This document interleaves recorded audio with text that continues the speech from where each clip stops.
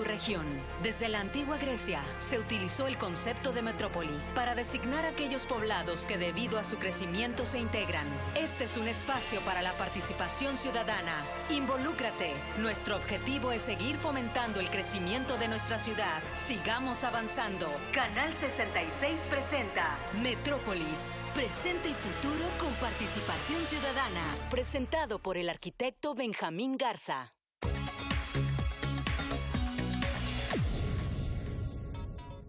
Bienvenidos a Metrópolis, presente y futuro con participación ciudadana. Y bien, el día de hoy Metrópolis y Canal 66 se visten de manteles largos. Tenemos un gran personaje que usted ya conoce perfectamente y que vamos a tener el honor de entrevistarlo.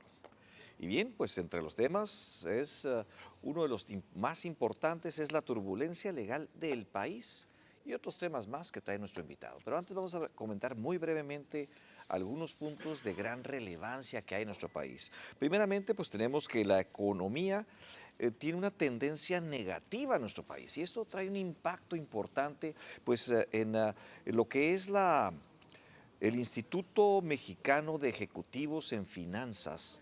Hace una evaluación muy importante de la tendencia de crecimiento del país.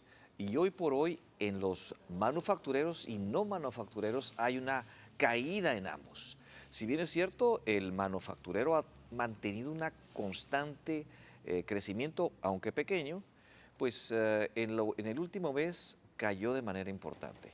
También lo que son las no manufactureras, esto es las economías alternas, han estado cayendo y cayendo durante los últimos meses. Es un tema importante esta tendencia que tiene la economía en nuestro país. También pues hemos visto cómo también el INEGI va a estar analizando estos puntos en las próximas semanas y seguramente vamos a compartir con ustedes esta información. También otro de los puntos importantes es los riesgos de invertir en México. Y aquí precisamente en la reunión anual que tuvo el Fondo Monetario Internacional y el Banco Mundial en Washington, este tema trajo una atención hacia México y marcaron pues que México por primera vez tiene una tendencia de riesgo general pesimista.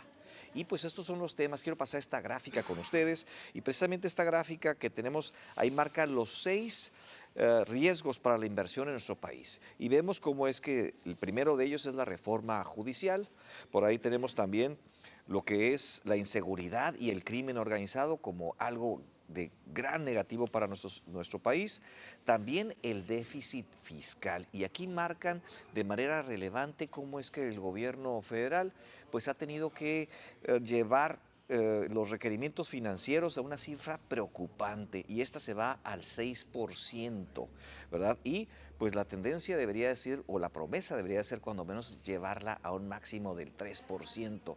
Esto trae un impacto negativo en lo que es la apreciación. También el tema de la inflación, que usted lo ha visto, usted que va a comprar al mercado, que va a comprar algún bien, y también pues lo está viendo también el tipo de cambio. Otro de los puntos importantes es la relación con los estados y vemos cómo el gobierno federal pues ha limitado esos recursos hacia los estados y esto empieza a agravarse. Por otra parte también la situación financiera de Pemex y esos cambios importantes que está planeando el gobierno federal hacia esa institución. Por otra parte también tenemos un tema de gran importancia que es las 37 iniciativas que se están presentando en la reforma a la ley laboral. Un tema importante de los cuales, pues lo primero que ellos es la reducción de la jornada laboral. Y también, pues el aguinaldo doble. Por otra parte, también tenemos la regulación de las plataformas digitales, otro gran tema que pues es de gran interés para los legisladores.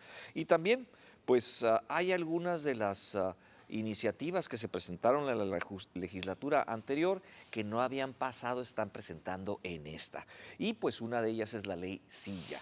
Eso pues que todos vemos con buenos ojos a que esos trabajos que tienen a personas de pie durante un exceso de horas al día, pues tengan la oportunidad de descansar y esto se programe, ¿verdad? De manera específica. Por otra parte, también tenemos lo que es la reducción de la jornada de trabajo, un tema que va con una gran importancia, puesto que esto trae un impacto si es que no va acompañado de una gran capacitación y sobre todo el quehacer de las personas en ese segundo día no laborable.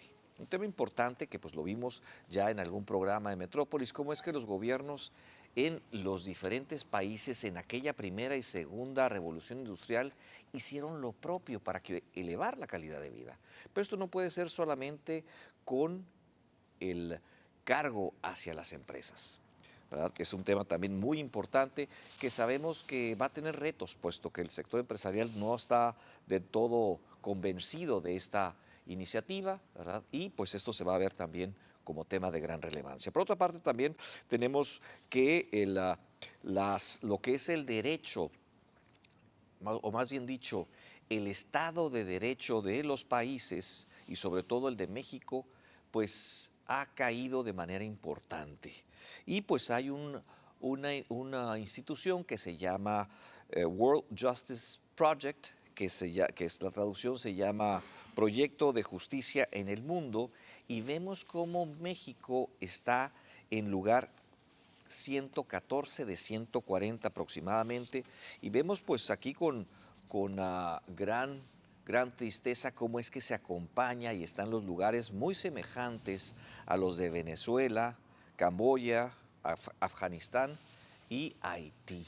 Entonces México ya está muy cercano a estos países y por otra parte, donde sí México tiene primer lugar es en el empleo informal, desafortunadamente. En un estudio que se hace en 16 países, pues México es el país que tiene mayor empleo informal. Esto quiere decir empleos que no se pagan impuestos y pues está en una cifra cercana al 56% de la economía, tristemente.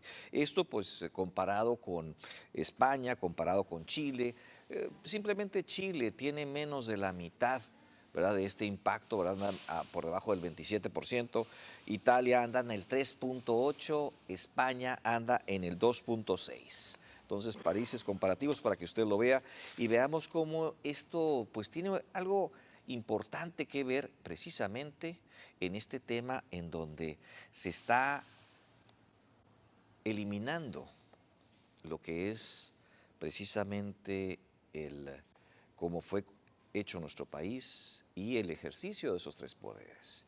Y hoy por hoy pues estamos viendo grandes riesgos en nuestro país y pues para eso tenemos un gran invitado que además de ser un experto legista y conocer muy perfectamente el derecho administrativo, tiene una gran experiencia en los congresos y también en la administración pública. Y pues para ello vamos a tocar este importante tema que es a 60 días y la turbulencia legal en nuestro país. Vamos a hacer un corte comercial para regresar con todos ustedes y platicar de este importante tema. Regresamos. Bien, pues como dijimos antes del corte, el día de hoy, Metrópolis se viste de manteles largos. Y tenemos a un gran personaje que usted ya conoce y lo ha visto trabajar arduamente en nuestra región. Y pues vamos a contextualizar de qué se trata esta entrevista y estaríamos hablando precisamente de la pérdida de los equilibrios en nuestro país y ese importante tema que siempre hemos repetido a lo largo del tiempo, los contrapesos. Pero también quiero destacar que pues después de esas propuestas que hubo por parte del gobierno federal allá el 5 de febrero, en donde el presidente López Obrador presenta una reforma judicial importante que traía una gran cantidad de iniciativas, en aquel momento no pasa. Pero hoy por hoy, después de las votaciones del 2 de junio, pues tenemos una gran diferencia en esos congresos, en ese congreso, ¿verdad? Y pues sobre todo en las votaciones y sobre todo también en un esquema en donde pues nuestro país ha perdido de alguna manera esa independencia y ese equilibrio entre los tres poderes. Pero antes que eso quiero pues presentar a nuestro invitado, ¿verdad? Que además de que usted ya lo conoce, tiene un gran prestigio, no solamente aquí en nuestra región, sino hoy por hoy a nivel nacional y con grandes contactos y también con grandes trabajos allá a nivel internacional. Entonces, quiero presentar y dar la bienvenida al senador Gustavo Sánchez Vázquez. Senador, bienvenido a su programa Metrópolis. Benjamín, gracias por la invitación, gracias por estar compartiendo estos minutos con todo el público que te seguimos semana a semana en Metrópoli. Gracias por esta invitación, con mucho gusto. No, pues es un honor para nosotros el que nos dé la oportunidad, mi estimado senador, porque esa posición y ese gran trabajo que todos vimos durante la campaña, pues en un retador que tenía escasos recursos, ¿verdad? En donde tenía grandes contrincantes con arcas interminables, pues vimos a un Gustavo Sánchez muy trabajador, con 2, 3 horas de sueño diario, que viajaba por todo el estado, pero ahí lo estuvimos siguiendo, senador. ¿Qué nos dice con respecto a este importante trabajo y sobre todo pues esa satisfacción de haber llegado al Senado? Bueno, es una satisfacción que va emparejado de una gran responsabilidad. Desde que yo tomé la decisión de participar en la posibilidad de ser una voz en el Senado de la República, lo hice con una gran convicción, tú lo sabes, Benjamín. Yo una vez que terminé mi responsabilidad como presidente municipal, que fue un honor haber sido el alcalde de esta ciudad allá por 2019, te lo confieso, y aquí a los amigos televidentes, reunidos en familia con mi esposa, mis hijos, fue un ya nunca más, en el 19 ya fui alcalde, ya le regalamos 3 años de nuestras vidas al servicio público, pero bueno, dicen que el hombre propone y Dios dispone. Y en el caso particular fue una convicción personal. Siempre que yo he dejado mi despacho, porque tengo 35 años viviendo de mi despacho como abogado fiscalista, las únicas veces que yo he incursionado en una función pública es porque he tenido la clara convicción de que algo puedo aportar. Y en este momento particular, yo el año pasado dije, hoy la patria necesita que vayamos a poder dar lo mejor de cada quien para, y voy a decir la palabra, para construir este país, construirlo positivamente. Porque no se construye positivamente cuando alguien todas las mañanas durante 6 años nos dividió, nos clasificó, nos ponía apelativos de fifís y una bola de cosas. Y quienes hemos sido gobernantes sabemos que lo primero que tiene que hacer un líder, llámese alcalde, gobernadores, presidente, es ser eso, el líder de todos los mexicanos que tú estás gobernando. Y a mí me empezó a preocupar esa actitud de un presidente que ya no está, de dividir. ¿Y sabes qué es lo peor? No solamente dividir, confrontar a los mexicanos. Porque eso es algo perverso. Tú eres pobre por culpa del rico. Eso es algo perverso. Y bueno, pero cuando a mí ya la convicción de participar llegó fue cuando empecé a ver las iniciativas que empezó a enviar para controlar el poder. El INE no se toca, la Suprema Corte de Justicia, tú te lo acabas de decir, aquel 5 de febrero, cuando presentó todas esas iniciativas. Y con esa circunstancia fuimos a la campaña, agradecido con los bajacalifornianos que con más de 300,000 votos nos pusieron en esta responsabilidad desde el pasado 1 de septiembre. Y ahí estamos, Benjamín, dando una pelea en el sentido de alzando la voz en todos aquellos temas que consideramos no son para el bien de los mexicanos y para el bien del país. No, pues es un gran honor tenerlo como senador hoy por hoy, ¿verdad? Gracias, gracias. Y pues también todo ese público que nos ve, que seguramente pues ha tenido grandes preguntas, también muchas frases de apoyo, ¿verdad? Que hemos estado recibiendo a través de las redes sociales. Antes de entrar en materia, hay un tema importantísimo y hablaba nuestro senador de ese importante tema que tiene que ver con el desarrollo y la construcción. Yo quisiera, antes de entrar al tema del día de hoy, que nos platique sobre ese importante trabajo que se está haciendo en el nearshoring y sobre todo de un personaje que le entiende perfectamente esos temas. Bueno, te decía, soy abogado fiscalista, entiendo perfectamente lo que implican las finanzas, no solamente para las empresas, también para la vida pública, para los gobiernos. Administré el gobierno de Mexicali, dejamos 480 millones de pesos en caja cuando lo tomé en cero el gobierno municipal, y conozco y sé pues la importancia de que un país funcione, sí y solo si su economía es una economía controlable, una economía manejable, una economía que permita traer lo que tanto se necesita en este momento, inversiones. Todos queremos que haya más y mejor empleo en México. Todos queremos que haya más oportunidades para los mexicanos.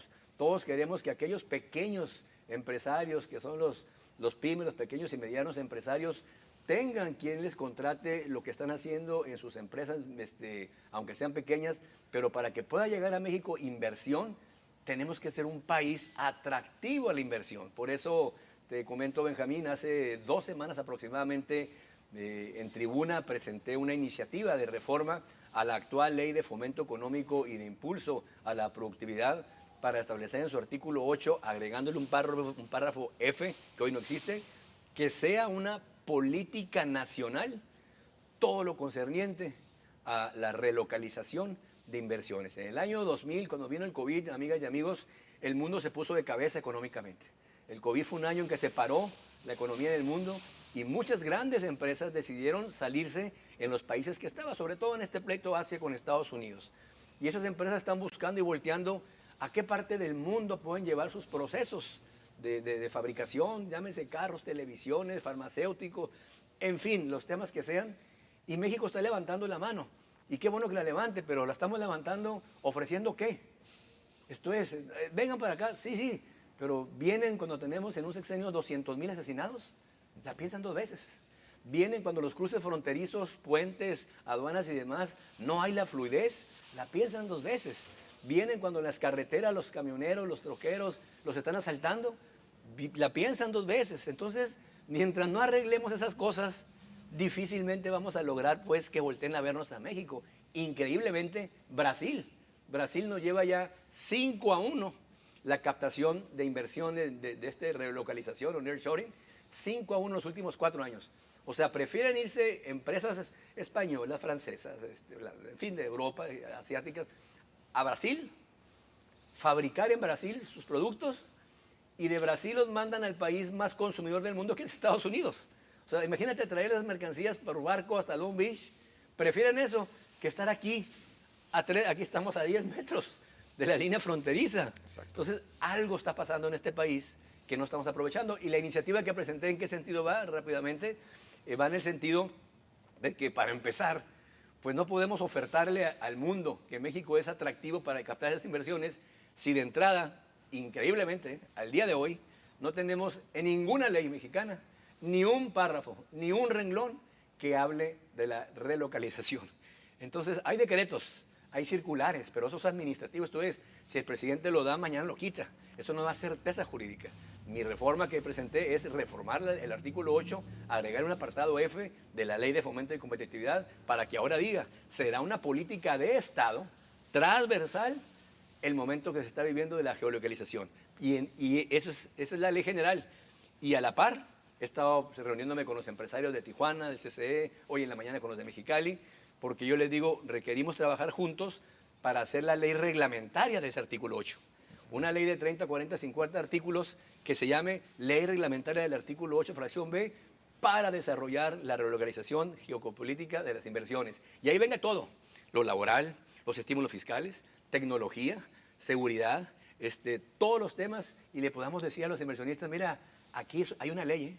Brasil fue el primero que hizo, mover su legislación, y pues claro que siente más seguridad jurídica el que invierte, que sea un simple decreto que mañana me lo quitan y adiós inversión. En ese sentido va la iniciativa. No, pues muy interesante y muy a favor del crecimiento económico y Eso. esto que nos interesa a todos, ¿verdad? Sobre todo cuando el Fondo Monetario Internacional, ¿verdad? Y el Banco Mundial pues han resaltado los 6 riesgos más importantes. Y el primero hablábamos de la reforma judicial, un impacto tremendo que nos ha dado, después la inseguridad y el crimen, después el déficit fiscal, después la inflación, después la relación con Estados Unidos, perdón, con los estados, ¿verdad? Y con los Estados Unidos, y después el tema de Pemex, que es un barril sin fondo. Increíble. ¿No? Y entonces, Increíble. hoy por hoy, después de que tenemos el llamado Plan C, ¿verdad?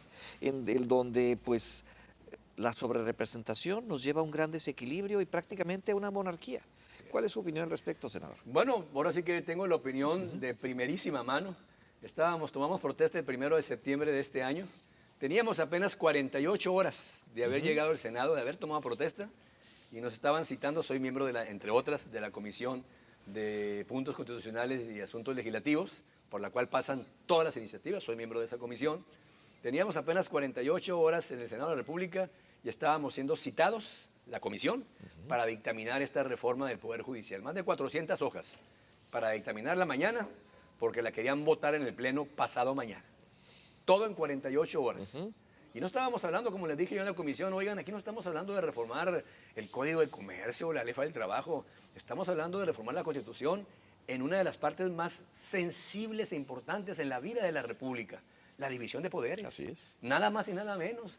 Este país se sustenta en 3 grandes pilares de 3 poderes que deben ser autónomos, como se los dije. El poder ejecutivo, el presidenta, administra el país, el poder legislativo, creamos las leyes, y el poder judicial, le dije, nos guste o no nos guste, se encarga de revisar que las leyes que hacemos, incluyendo los senadores, sean leyes justas, sean leyes legales. Y pareciera que en esta reforma les da un pavor que exista un poder judicial que durante 6 años, por cierto, estuvo dando fallos en favor de los mexicanos.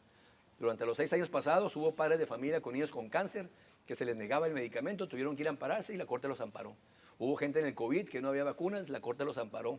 El plan A y el plan B del INE no se toca, la Corte amparó. Y así pudiera decir un número de temas donde la Corte, en su función de una autoridad independiente, no favoreció pues a las pretensiones del Ejecutivo. Y esta iniciativa, a mi juicio, no es más que una iniciativa de la venganza y del rencor. Esto es hincar. ¿Y sabes qué es lo más lamentable, Benjamín? La forma en que se va a elegir a los nuevos jueces. Quiero ser muy claro, yo estoy a favor, repito, yo estoy a favor que la gente opine sobre sus futuros jueces. Estoy a favor. Lo que no estoy a favor es en la forma en que se está haciendo, porque ¿saben qué, amigas y amigos?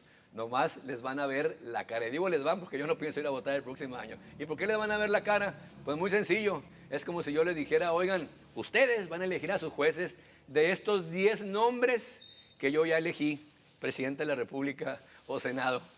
Oye, pero estoy viendo que los 10 nombres son tus compadres, o sea que el que elijamos, pues sí, el que elijas es mío.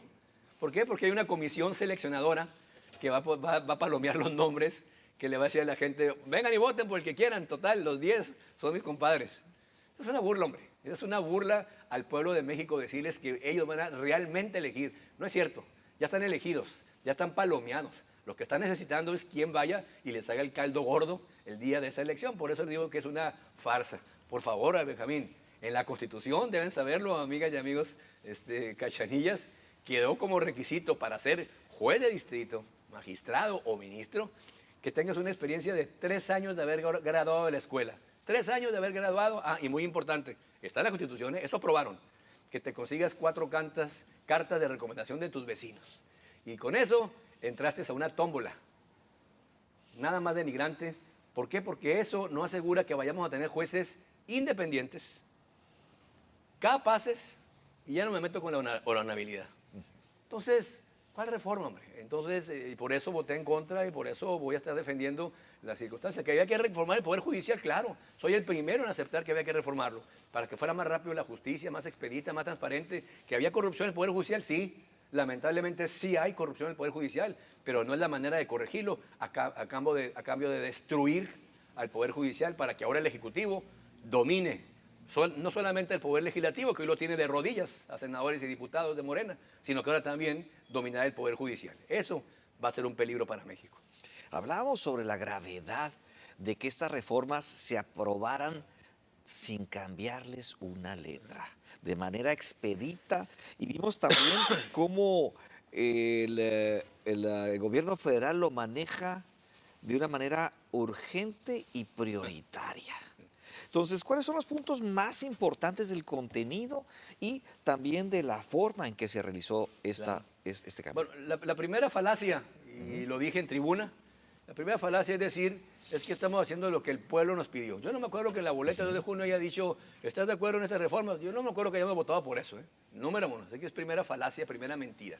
2, se dice es que la gran mayoría del pueblo de México votó por eso o apoyó pues a la actual presidenta. La gran mayoría de los mexicanos votaron 35, 36 millones por la actual presidenta, de 90 millones que es el padrón electoral.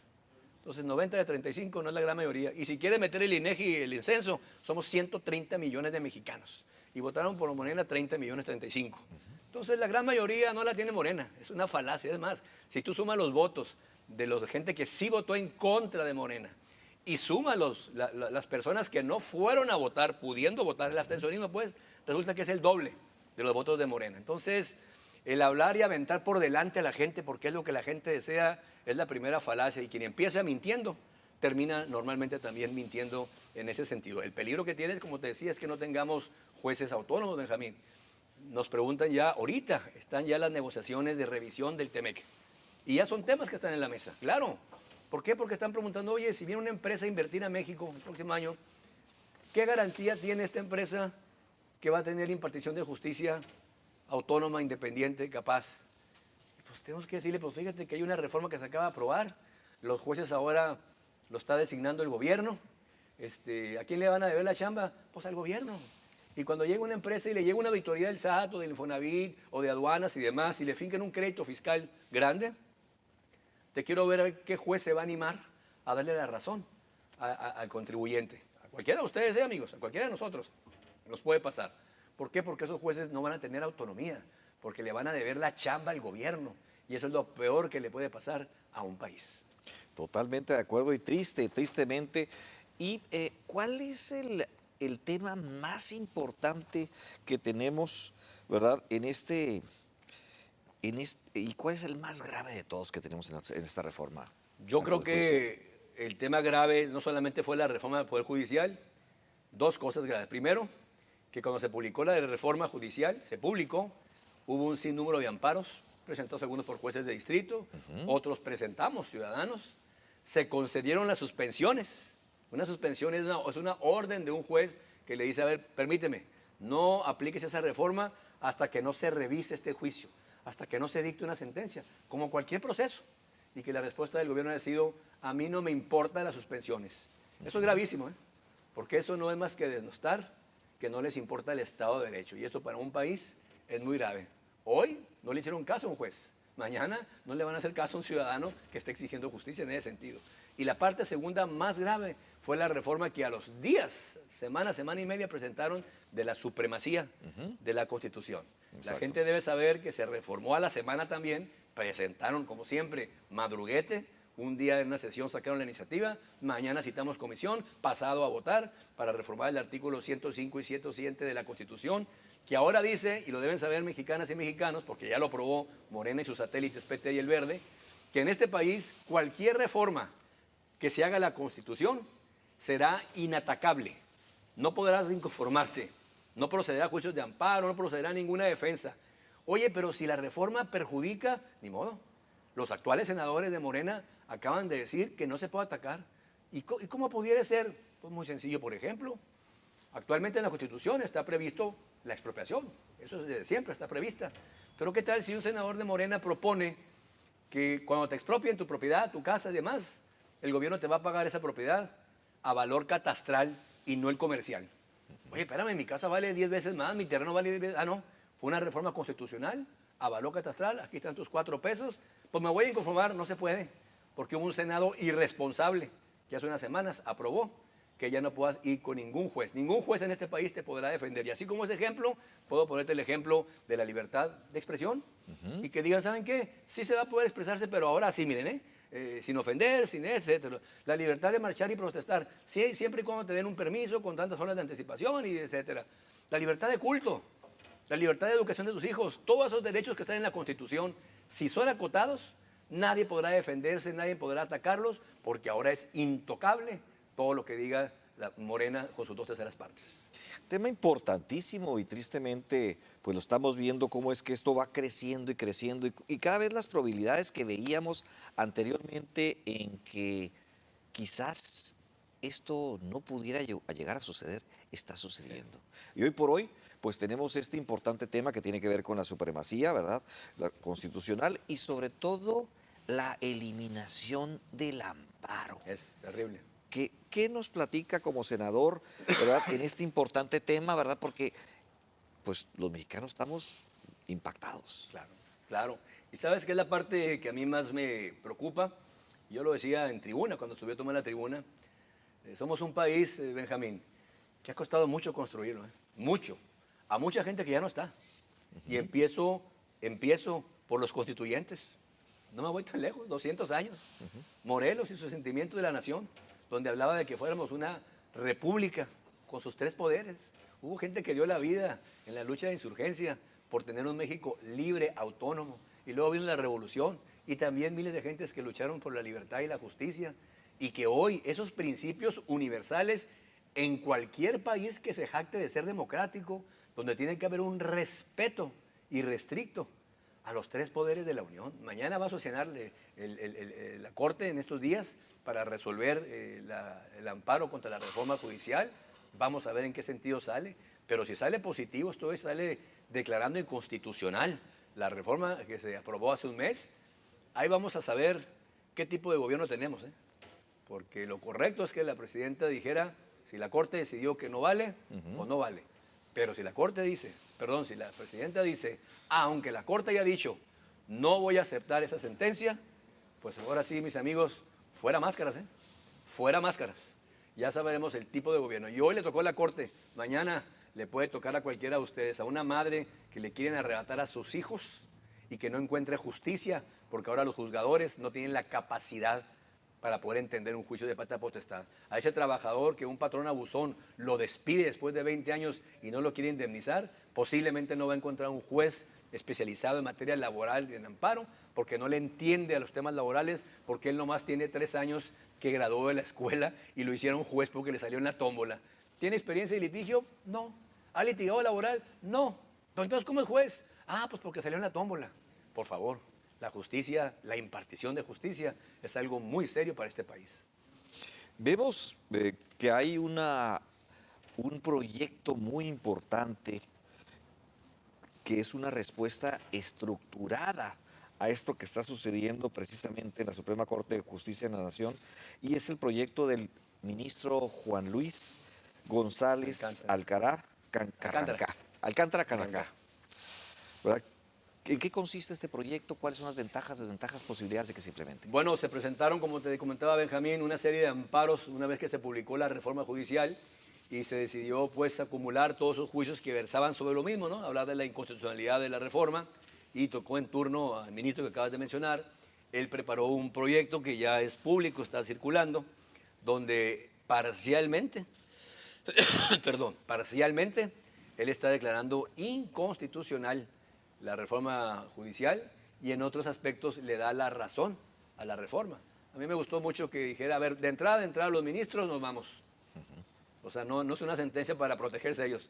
Los ministros nos vamos, sin problema. Y de hecho, el día 30 era el último día para presentar sus renuncias y 8 ministros presentaron con mucha dignidad, por cierto, su renuncia para irse. Solo se quedaron las 3 ministras que nombró el presidente López Obrador, la que plagiaba las tesis, la otra que no sabe nada de derecho, en fin.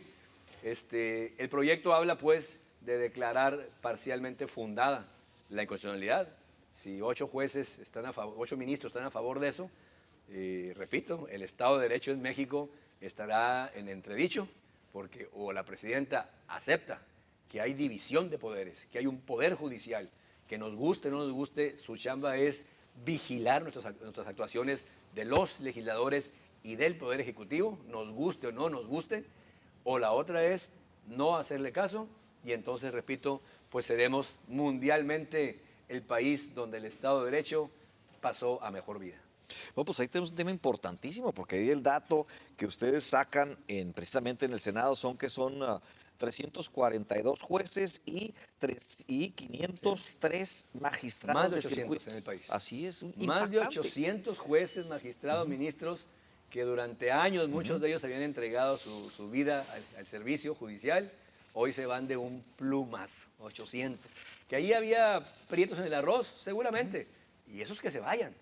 Pero te puedo asegurar que la gran mayoría eran buenos jueces, Lo más importante, con capacidad. Así es. Así que ahora los que vengan, nos queda un recurso, persinarnos, a ver qué juez te toca, a ver si sabe, a ver si le entiende, y ojalá no sean jueces que al rato pues traigan ahí padrinos para arreglar los asuntos, Y resulta que la corrupción que se iba a combatir está igual o peor. Así es, que esa es la gran preocupación que tenemos mexicanos, porque de alguna manera, pues, los jueces, magistrados, ¿verdad? Y los ministros, pues, eran independientes. Totalmente. Hasta hasta eso. Totalmente. Y pues hoy por hoy dependen de alguien que les haga el favor para que sigan en el Sí. puesto, ¿verdad? Y de alguna manera pues tengan esa viabilidad en vez de que sea esos grandes estudios que se tenían, esos exámenes, esa gran preocupación que debíamos. Nada de eso sirve ya. Así es, ya no Nosotros está. proponíamos, está bien, modifíquense, cambiemos jueces, pero que hagan un examen de oposición, hombre. Que haya un órgano colegiado que califique los exámenes de oposición y se queden los mejores y se vayan los que no. Y que los que quieran entrar hagan examen de oposición y entren los mejores. No, la solución fue una tómbola. La solución fue la diosa Fortuna. Es una tragedia para este país que haya pasado eso. Pero repito, la peor tragedia va a ser que el próximo año los van a hacer creer que la gente va a ir a elegir a jueces. No, hombre, no los van a elegir. Ya están elegidos, ya están palomeados. El que elijan es un juez que está entregado al poder de la presidencia o de la Cámara de Diputados y Senadores. Así que, amigos, si quieren ir a perder el tiempo, pues adelante. Pero no van a elegir ningún juez porque ya viene la lista de los que ya fueron palomeados. Pues ¿a qué vamos? Veíamos hace unos meses la posibilidad de que México cayera en una crisis de inconstitucionalidad, en donde pues los poderes no se respetaran uno al otro y pues hoy por hoy vemos a una presidenta de la República que no acata las órdenes del Poder Judicial, sobre todo en este importante tema del amparo, ¿verdad? Y pues eso que tiene que ver con una gran consecuencia, en donde nada más una persona va a tomar la decisión de lo que sucede en este país. Como senador y estando en ese ambiente complejo, porque pues sin duda es muy complejo estar en batalla diaria contra una gran mayoría, ¿verdad? Y ser de los pocos que está defendiendo el país. ¿Cuál es la situación y qué es esa esperanza que podemos tener los mexicanos? Bueno, ciertamente, Benjamín, lo dices con mucha claridad. No es sencillo. Somos 21 legisladores de Acción Nacional, tanto del PRI, MC, de oposición, sumamos aproximadamente 41, 42 senadores. Lamentablemente, antes de entrar, fueron por 4 senadores que tuvieron precio, y si no precio, por lo menos no tuvieron el valor ni la conciencia de mantenerse en lo que habían dicho en campaña, 2 del PRD, 1 del MC que nunca se presentó y 1, vergonzosamente, de Acción Nacional también, que vendió su voto en ese sentido. Y esas cosas preocupan, porque por un lado está quien se ofrece, pero lo que más preocupa es un gobierno que compra voluntades, que presiona, que aprieta en tu familia, en tu negocio, con tal de lograr lo que sea. Esos no son los regímenes democráticos que queremos en este país. Yo siempre le he dicho, Benjamín, los gobiernos del PAN y del PRI no fueron perfectos, de ninguna manera. Estuvieron muy lejos de ser perfectos, todos los gobiernos del PAN y del PRI. Pero lo que hoy estamos viendo, jamás lo habíamos visto en este país. Y hoy las consecuencias ya están sintiéndose. Hoy, en los últimos 4 meses, se han perdido más de 100,000 empleos en México, en ese sentido. Ya lo comentabas. Pemex cierra con las pérdidas más grandes en su historia en ese sentido. Hoy en la revisión del TEMEC ya son temas el Poder Judicial. ¿Por qué? Porque el TEMEC, el acuerdo comercial, dice que los 3 países, México, Estados Unidos y Canadá, estarán obligados a privilegiar, así dice, la estabilidad laboral de los juzgadores. La estabilidad laboral. Y estás corriendo 800. Dice también el TEMEC que los 3 países, Estados Unidos, México y Canadá, están obligados a mantener órganos autónomos para evitar el tema de los monopolios. Ya nos anunciaron que en 2 semanas vienen las iniciativas para desaparecer todos los órganos autónomos. Entonces, ¿a dónde va este país? Y me entrevistaban en México hace unas semanas y me decían, ¿cómo lo puedes resumir, Gustavo? Y yo le dije, mira, en el Senado de la República, que bueno, te dice, ¿no?, que es la tribuna más alta del país, la tribuna, y no es tan alta, son nomás 3 escalones donde sube uno a hablar y es todo lo alto. Pero sí ves a todo México, ves una fotografía muy completa. Y me preguntaba este periodista en televisión en México, y le digo, ¿cómo me siento? ¿Qué veo? Pues me siento que voy en un barco, vamos todos en ese barco que se llama México, y estoy preocupado. ¿Estás preocupado? Claro. ¿Por qué? Le dice, porque yo ya vi el iceberg. Yo ya vi el iceberg. ¿A dónde va México? Como el Titanic. Yo ya vi el iceberg. Lo estoy viendo perfectamente. Vamos a una dictadura, vamos a un gobierno que no respeta el Estado de Derecho, vamos a un gobierno que no se decide enfrentar la delincuencia, vamos a un gobierno, en fin, yo ya vi el iceberg. y no sé hasta cuándo vamos a aguantar, porque la economía también está agarrada en alfileres. Por más que digan que la paridad del dólar y demás, también está, ya se acabaron los fondos de fideicomisos que había para contingencias, ya se acabaron. Yo espero y no tenga la tentación de quererle meter mano a los fondos del Banco de México, porque eso nos va a generar crisis, inflación, como aquellas que vivimos en los gobiernos de la Madrid y demás, y es lo que creo que es lo que menos queremos los mexicanos. Pues muy triste la situación. Vamos a tener que ir a un corte comercial rápidamente para regresar a lo que son las conclusiones y recomendaciones que tiene nuestro invitado del día de hoy en este importantísimo tema que es la reforma judicial y el impacto que tiene en todos los mexicanos. Regresamos en unos minutos.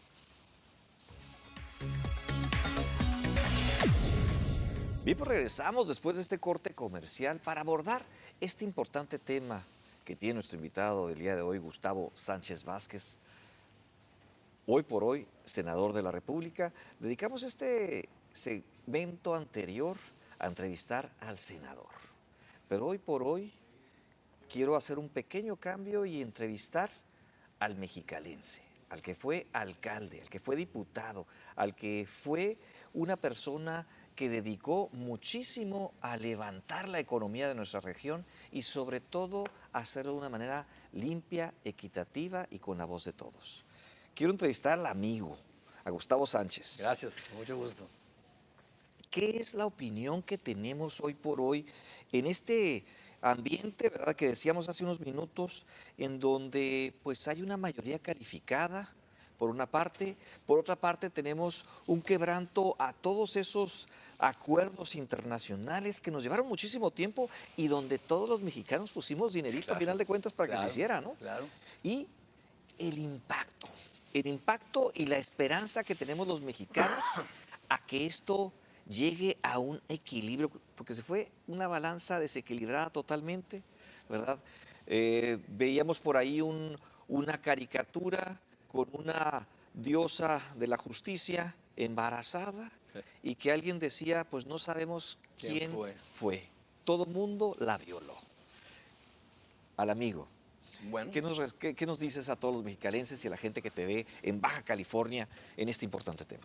Bueno, sin lugar a dudas, como baja californiano, mexicano, mexicalense, ya un hombre entrado a los 60 años, me preocupa mi país, me preocupa el futuro de mis hijos, me preocupa el futuro de mi nieto que nace en 2 semanas, mi primer nieto, porque este México que hoy estoy viendo no pinta bien en ese sentido. Las oportunidades de trabajo, me encuentro mucha gente en la calle que me dice, senador, mi hijo salió de la universidad y tiene 2, 3 años y no consigue trabajo. Graduó de ingeniero, graduó de abogado y no ha conseguido trabajo. Claro, si no llegan empresas nuevas, no va a haber opciones de trabajo y las que ya están abiertas, pues ya están ocupadas por otros profesionistas. Mientras no generemos las condiciones para que un país avance en su economía, es un panorama complicado. Y no estoy diciendo que estoy en contra de que a la gente le puedan dar una ayuda como actualmente se les da cuando es necesario dársela. No estoy en contra de eso. De hecho, se acaban de elevar a nivel constitucional y voté a favor, hace la semana pasada, de que los apoyos sociales estén en rango constitucional.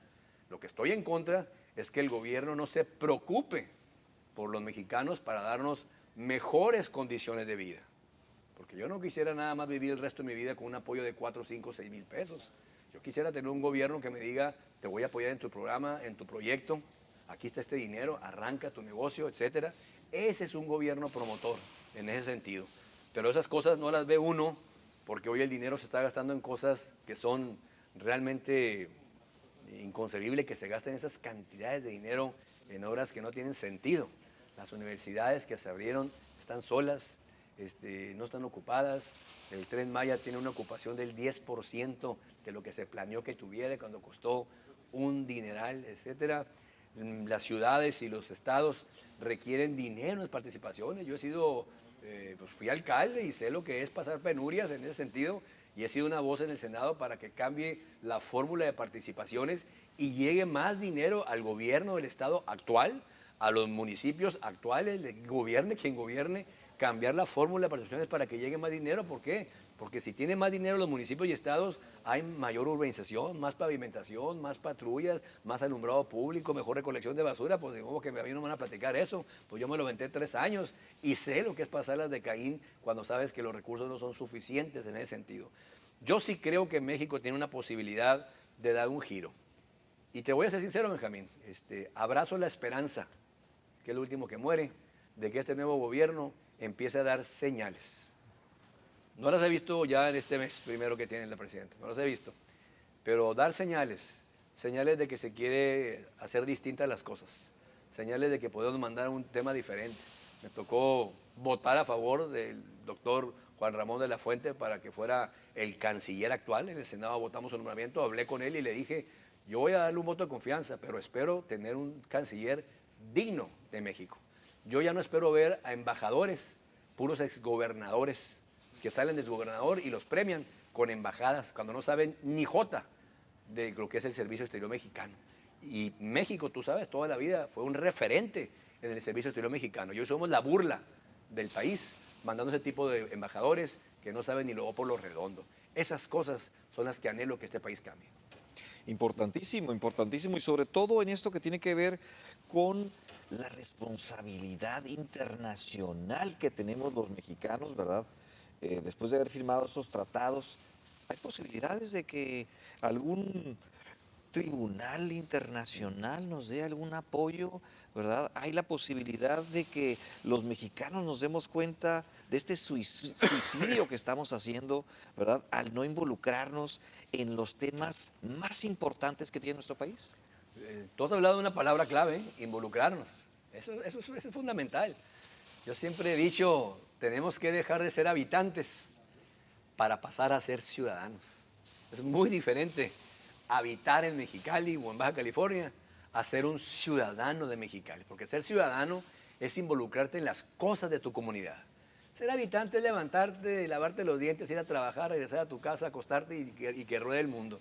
Eso es ser habitante. Ser ciudadano es salir de tu casa, ver si está tu colonia bien, ver si anda ahí alguien raro, llamar a la patrulla, recoger la basura que alguien dejó tirada, borrar con los vecinos el grafiti. Eso es ser ciudadano. Aportarle a tu ciudad. Si estás esperando que el gobierno te haga todo, no vamos a nunca avanzar en ese sentido. Y claro, por eso decía hace un momento, somos mucho más los ciudadanos, más allá de los partidos, hombre. Para acabar rápido, no pintan, hombre, los partidos junto a la ciudadanía. La fuerza está en los ciudadanos, hombre. La fuerza está en que se decidan los ciudadanos. Es muy triste haber visto el pasado 2 de junio que el 30% del padrón electoral no fue a votar. En este país, 30 millones de mexicanos no les importó quién los gobernara. Bueno, en el pecado llevaremos la penitencia en ese sentido. La participación ciudadana, Benjamín, es importante. 2, sí, hay conductos que son los órganos internacionales. México los ha suscrito, esos convenios internacionales. Está la Comisión Interamericana de Derechos Humanos. Son procesos largos, debo decirte, llevan años, pero pueden moverse. Y un tercer elemento que también no perdamos de vista es lo que va a pasar mañana en Estados Unidos, pasado mañana, o ayer, perdón, lo que pasó ayer, la elección de presidente de Estados Unidos. Así es. También va a influir, querramos o no, la presidenta, la candidata Kamala votó en contra siendo senadora del TLC. El presidente Trump ha sido muy claro, o los carros me los construyen acá en Estados Unidos o les voy a poner un arancel a los carros que se construyen en México. Aguas, porque eso también nos va a sacudir y lleva consecuencias también financieras importantes. Pues grave el panorama que se vislumbra, pero yo quiero felicitar al senador primeramente, Gustavo Sánchez. Gracias. Pero sobre todo de comentar en público que tanto en Metrópolis, Canal 66 y muchos otros espacios de la vida pública de Mexicali y de Baja California nos sentimos orgullosos de tener a alguien como Gustavo Sánchez al frente. Te agradezco mucho, Benjamín, gracias por tus palabras que mucho me honran y más nos comprometen a seguir trabajando por todos los amigos baja californianos. Así lo prometí y así lo voy a cumplir. Muchas gracias. Bien, pues no nos queda otra más que despedirnos. Y pues nos vemos la próxima semana aquí en Metrópolis, presente y futuro con participación ciudadana. Hasta la próxima semana.